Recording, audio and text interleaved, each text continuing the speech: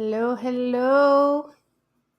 This is Kimberly. We have 38 seconds to go, and I have some people that are still signing on. Hopefully, everybody's having a wonderful evening. The fires are burning here, not just my fire, but, a lot of brush, unfortunately, in some homes, but we're hoping that they contain that soon, so let's hope for the best on that one. Okay, we've got 1 minute. Anything? Anybody? Yeah. Okay. Let's try. We got 3 people on. All right, you guys, there's still people trickling in, including my highly technical son who finally found his way in. First time using YouTube, I'm sure, as a 20-year-old. Okay, welcome. This is Kimberly from Are You Awakening? And I'm kind of excited today because I am like just gung-ho about manifestation. Really think that it is an absolute requirement now that we have all this new energy available to us to be conscious creators. And so what we're going to talk about today are the 3 universal laws of manifestation and how you can use them consciously to manifest what you want in your world. And so I invite you, while I'm doing this, to kind of put in some questions as far as things that you've been trying to manifest and you couldn't see them. You don't see them yet. And maybe we'll go over those steps, those 3 steps after I explain them to kind of find out where you're getting caught up. Okay? Now, this is these are all universal laws, meaning that whether you know you're doing it or not, you're still doing it. And now with the new energy and the way the earth is coming, all of that programming is getting kicked out. We're getting rid of that shit, and we're starting to consciously recognize that we're creating our reality. Now, once you do that, then you can start sending out the requirements of what you want to see in life and then see it actually manifest in your physical environment. Okay? So we have some more people coming in still, and I am going to start with the universal law number 1 that probably everybody has heard of, which is the law of attraction.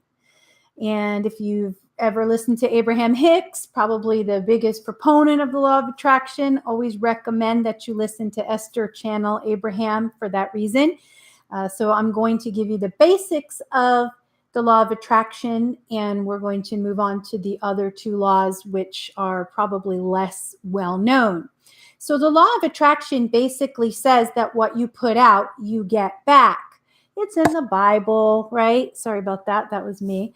It's in the Bible and says, as you see, so shall. Oh, wait, it's on my arm. Hang on. As you think, so shall you be. There's all sorts of different ones. What goes around comes around. All of that is the law of attraction. And the law of attraction is all about frequency. It's all about vibration. So it's basically saying if you're a certain vibration, you're going to draw things that are of similar vibration to you. And you're not going to draw something way down here or way up here to you. You're going to draw things in your vibrational range. And so the law of attraction works whether you know what you're drawing in or not. Okay? So what we're going to talk about here with the law of attraction is understanding what your vibration is. Our vibration is being broadcast all the time. It depends on your moods. It depends on your physical wellness. It depends mostly on your attitude. Okay. And so I'm not going to be the first person to tell you how to raise your vibration. There's a million ways to learn that. Positive thinking is obviously the basics of it, but music, dance, anything that makes you feel excited and full of adrenaline will certainly help you raise your vibration. If you're having fun, that's automatic vibrational raise. Okay? So, with the law of attraction, once you understand that you are going to be drawing things to you that match your vibration, then you start to really focus on what your vibration is at any time, right? Okay. Even if you're not focusing on your vibration, you're still broadcasting that out and you're still bringing that back to you. So if you get on that downward spiral, which we have all gotten into, me and traffic sometimes, where you're just something pisses you off and then something else pisses you off and then more shit comes to you. That's a great example of the law of attraction because you're just bringing in things that match that vibration. Okay.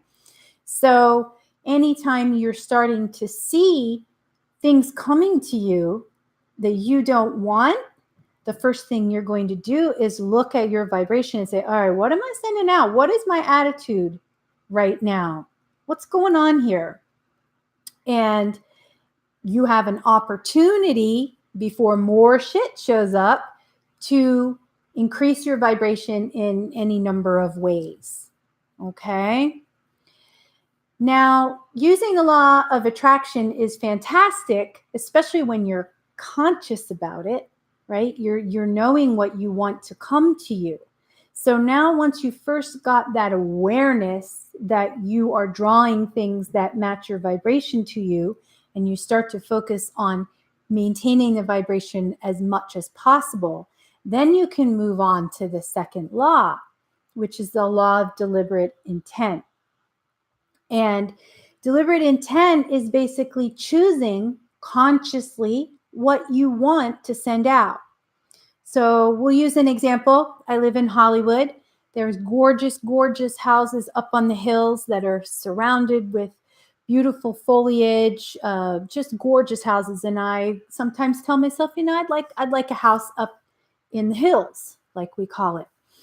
So I would start with my little intent. I would like a house in the hills. Now that's pretty broad, right? And I could send it out. I'd like a house in the hills. And that's cool. Now, what kind of house do I want?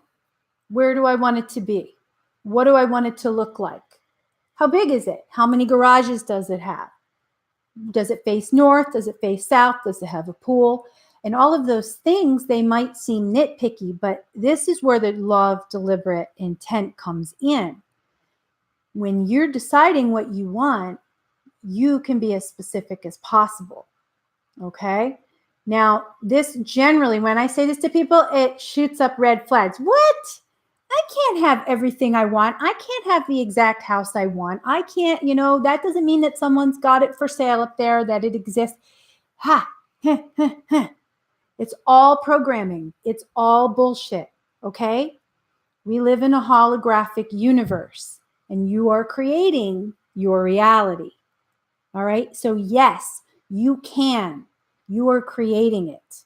And there will be a bazillion other voices in your head and doubts coming in that say, no, you can't, or you're not smart enough, or you're not rich enough, or you don't have a good enough job to buy a house like that. That's all programming. Okay? That can all go. And I can't tell you that it's going to be the easiest thing for you to say, I'm just going to drop all my programming. It generally doesn't work like that. Little by little. Okay? Maybe you start with someone delivering you a cup of coffee. I tried that once, by the way. It was like 8 minutes before somebody came up to me with a cup of coffee. He's like, hey, they gave this to me at Starbucks by accident. Do you want it? I'm like, oh shit, this works. I like it. So I got my cup of coffee. So the idea of having specific requests for the law of deliberate intent means that you have the opportunity to specify what you want this to look like or sound like or feel like, whatever that would be. Okay. And We want you, the universe, wants you to have what you want. So make it specific. Make it what you want to see, okay? So I want a house with a pool and a small driveway and, 3-car garage so I can put my motorcycle in there and things like that. I'm sending that out. Maybe you'll have a vision board, right? The guy in The Secret, I guess he had his house. He picked out a house on his vision board and then packed the vision board away and then pulled it out when he moved into his new house. And guess which house it was?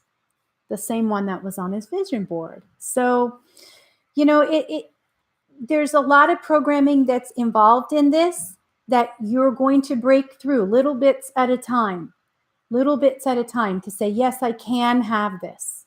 Okay. Now, the deliberate intent part is the conscious part. Okay. You want to send out, I want a boyfriend.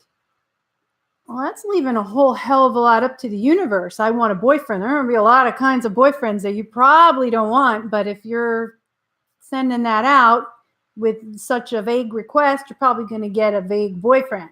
Now, you can be a little bit more specific and send out somebody with traits that you want, or somebody with similar interests, something like that. Okay?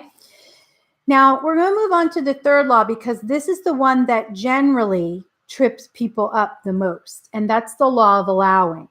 Okay? So after you're into this deliberate intent, you've determined what your desire is. In my case, I've determined what my house looks like, and I've sent it out. Now, I got to match that vibration. So how would I feel owning that house? Would I love driving my car up those windy roads to get there? Would I love driving past the bougainvillea on the side of the road and feel that knowing that I'm going to be home soon to a home I love that has a view and a pool and all those things? That's the feeling that we want to keep as long as possible, because that's the feeling that brings our vibration up to that of the house. So in your mind, you already have that house. You already live in that house. Okay, you can maybe go shopping for rugs and, have a Pinterest board that has all the things that interest you for your new house. All of these little things help solidify your request, okay? Help you to get yourself up to that vibration of allowing and be excited about it coming to you, okay? So now you're in that vibration and you're waiting and you're waiting. Okay, the law of allowing. It's not the law of waiting, it's the law of allowing. And the law of allowing is stepping back and allowing yourself to receive. Okay? I know you've heard that a million times. I'm going to go deeper with this. All right, we're going to go deeper than just, all right, I'm going to wait for my house. No, we are going to allow the house in. And we're going to talk about how that happens based on the way our universe is formed. Okay?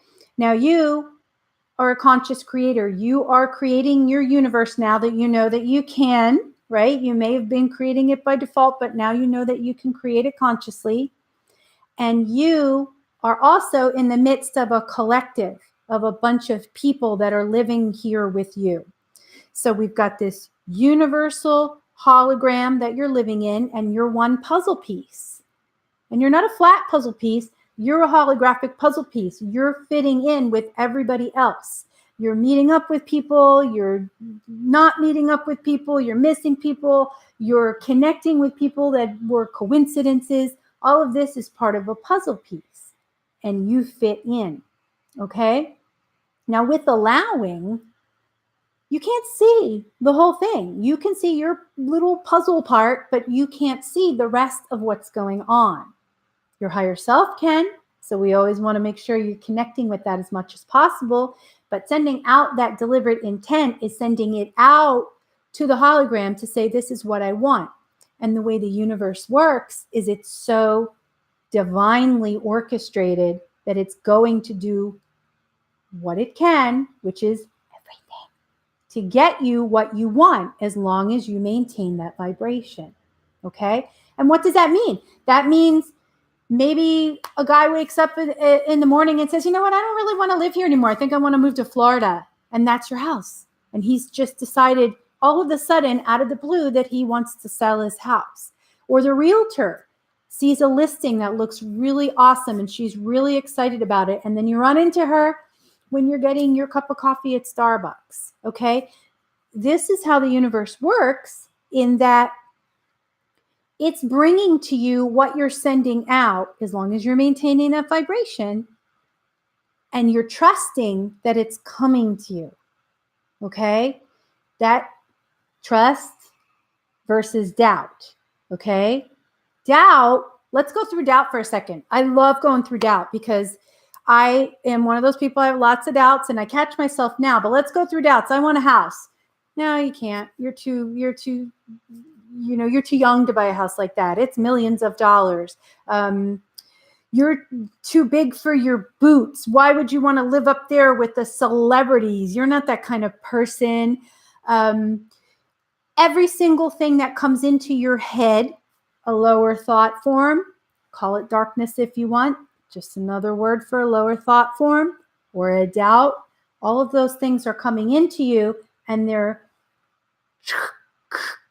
on your vibration. Okay? So when you catch one of those doubts, whatever that is that you can do to bring yourself back up, listen to music. I have lots of curse words. I'm like, yeah, I totally can. I can do that. That's just bullshit that I can't. And for some reason, that for me, I'm like, all right, yeah, I think that's good. I can get rid of that doubt and I can say, I'm at that vibration and I deserve that house.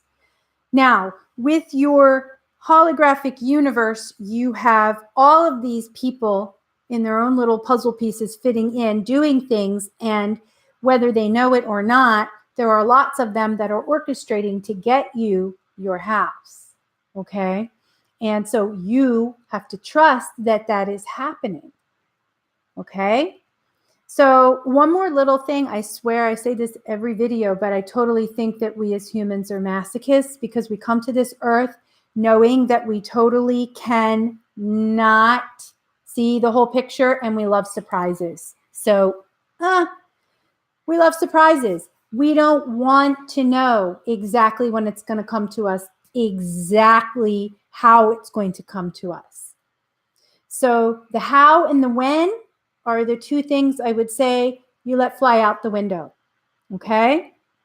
And you say, I know it's coming to me. And until then, considering that there really is no time and all we have is the present moment, we're going to focus on having fun during this moment, whatever moment that is. I don't care if you're standing in line at the bank, you can have fun. You can tell yourself a yo mama joke, whatever it takes to keep that vibration up. The more you keep that vibration up, the less resistance you have and the more rapidly that thing is going to come to you. Okay? So it's a matter of trust. It's a matter of understanding that you wanted the surprise. And it's also a matter of knowing that it's going to come to you. Okay? So Courtney says, that's funny. I actually do want to know exactly when things are going to happen. Yeah, that's because we've been trained to live in a linear time space, meaning that we start on Thursday and we expect it on Friday and we expect it on Saturday and we get notification that it might come on Sunday and we get excited, but we don't need to live that way. And that is just a human aspect. And I doubt that it's not going to come to you. Okay. So that's why I say, Courtney, that the law of allowing is probably the trickiest one for most people because they're impatient. And another word for allowance is patience. Okay. Knowing that the universe is getting all sorts of shit in order to get you what you want. Okay. Now, There's good things with time that it doesn't really exist. That means that if you dropped your doubt enough and fully believed that you are that conscious creator, that it can be there like that. Okay, the only thing that's keeping it essentially from that is our beliefs. And that includes the beliefs of the people that are giving things to you. So understand that there probably will be a time delay. I'm using that in quotes. And yes, Courtney, you do love surprises. Come on, you guys, it would be boring. It would be so boring if you're like, I know I'm going to get my house at 11:54 on December 12th. No, you don't need that. You want the excitement. You want also to allow those people that are getting their things in order to help you to actually help you. Because as a soul, you're also working together with that soul. That soul is serving you by helping you reach your goal.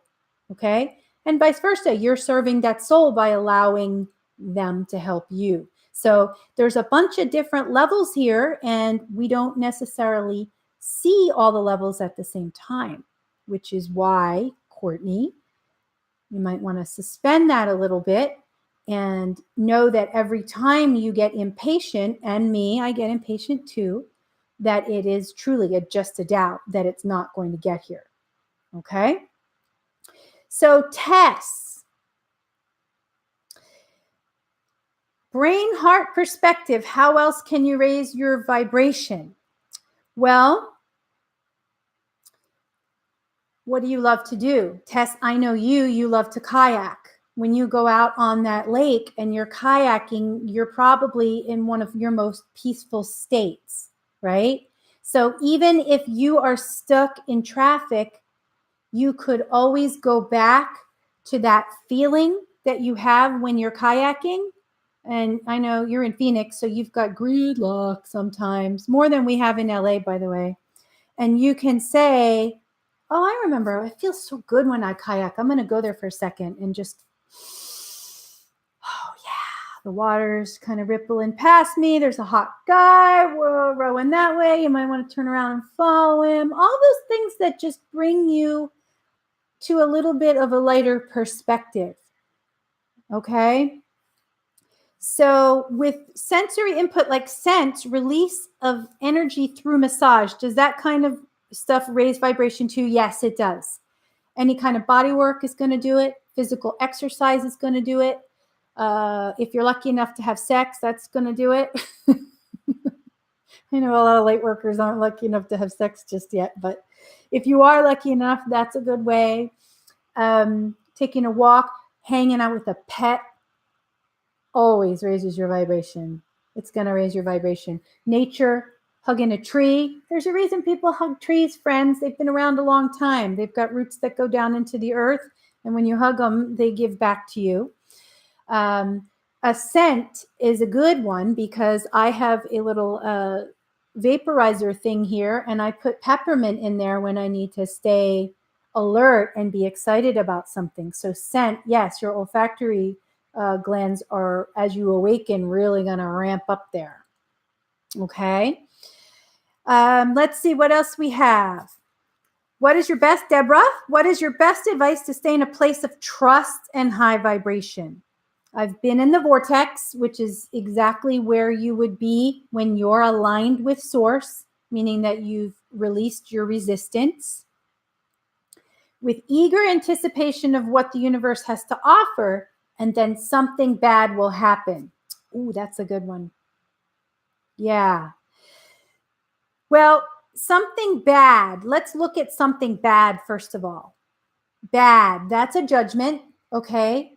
And if something happens to you and you're judging it as bad, look at your judgment first, because sometimes something that might look bad might be the best thing that ever happened to you in the long run. And any of you who know me, I had a pretty ugly divorce many years ago that was very, very ugly, and I was devastated. And I look back now thinking how bad that was and how awesome it really is. So The universe is going to deliver things to you, and it's up to you and your attitude to determine whether you think it's useful for you or not. That's number one. And number two, what else are you sending out? Okay. So I have another video on there that talks about, if I'm using the law of attraction, why aren't I filthy rich when I say I'm rich all the time? Well, if you're not sending out that intent and maintaining that vibration, then you're really not sending out the intent. Okay. Words are words. You got to have the feeling, like Tess with her rowing on the water, chasing the hot guy. You got to have that feeling. That feeling is what brings it to you. Okay. So if you're sending out, I want something really good to happen, but inside you're saying, oh, it's probably not going to happen because it didn't happen last time. That's what you're sending out, is that feeling. Okay. So the whole idea of allowing is really not as much about sitting around and waiting. Okay. Because that's a doubt too. Sitting around like, oh, is it going to get here? I'm just going to wait. No. Having fun is number one. I think I should make that. Maybe I put it on a tattoo. Having fun is number one. Okay. If you can do nothing else during a day but have fun doing whatever it is you're doing, whether it be in traffic, whether it be rowing in your kayak, whether it be petting your dog, if you're having fun, you're aligning yourself with source without really trying that much at all. Okay. And that's what Deborah was talking about being in the vortex. Okay. So we really, I think most people trip up on the third one, the law of allowing, and they put a time constraint on it, and they expect that it's going to come in exactly the package that you think it's going to come in. And when I say that, I don't mean that you can't be specific. Okay. So I could say I want a house and it looks like this, and it doesn't necessarily have to be on any particular street. I want the house that is giving me that feeling. Okay. So the house is going to come to me. It's going to be in the hills because I've suggested it that way. It may have a door I didn't think about having on there. It may have a different front than I expected, but it's coming to me because I'm sending out that vibration. And that is, it's a little nuance. It's a small nuance of saying, universe, you're doing your thing. I can't see it all. Bring me what I'm asking for. And I can allow even better than what I'm asking for because I can't see that whole picture. Okay. So you're sending out your request based on what you can see, but the universe will be like, I see that. And I'm going to raise you. I'm going to send you this house that's got everything you're asking for, plus the shit you didn't ask for that's going to rock your world. Okay. So maintaining that vibration is what's going to bring that good extra stuff to you versus maintaining that with doubts that kind of creep in here and there. Okay. And thank you, Evan. He says this stream makes me want to go kayaking. See, even people who aren't kayaking can imagine how calming it can be. That can raise your vibration too, right? I say it all the time. I look at baby goats. I love looking at baby goat pictures and videos. You watch those little fuckers bouncing around. Oh my God. How can you not be in a good mood? So whenever a doubt comes in, I'll just turn on one of those little bouncing guys or goat yoga or whatever I can find. And I am all about bringing my vibration back up and knowing that it's coming to me. Okay. So I think we've got a lot of kayaking talk on there. If there are no other questions, I will let you go and we will continue the conversation over comments if you have any more. And I am very thankful that you all came to visit me. It's going live is really a a new thing for me. It's really strange. And they're all making kayaking. If you're in Phoenix, there seems to be a kayaking group going on soon. Okay, wait, James. Okay. I want this or that, but what about your karma? You may want this or that, but higher self has other decisions. I'm going to hang on with that one, James, because that's a really good question. Here's the answer to that. You know, and I'm talking right here, whether it feels good or not. If you're sending something out that feels good when you go down here, then it's in alignment with your higher self. Okay? Like the video I did where the guy was like, what about I want to be filthy rich? You could tell by his language, he's just saying words. He did not feel like he was worthy of being rich. And that's generally when your higher self is like, yeah, no, you're not getting that. Right? So when you're feeling in here that it is something that excites you, it's something that sounds like fun to you, fun is number one, then you're on the right track and your higher self is on board with you. That's part of your guidance system, is feeling how that feels, right? So thank you, James, for bringing that up. I hope everybody got something from that little addition, because yeah, you're right. You do have to feel it in here. If something that comes into your head doesn't feel right, doesn't feel like it would be exciting to follow, then your higher self is not on board with you.